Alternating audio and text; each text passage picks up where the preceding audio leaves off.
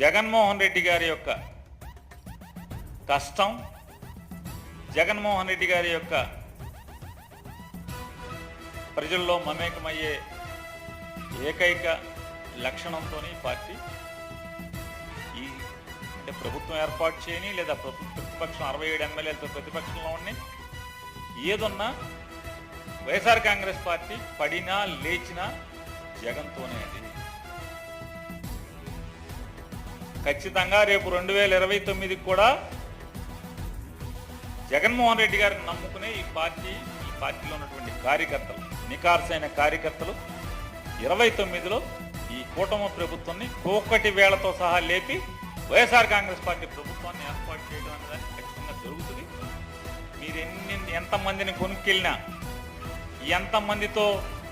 చేతులు మార్పిచ్చి ఆ మనుషులకి ఈ పదవులు అప్పచెప్పినా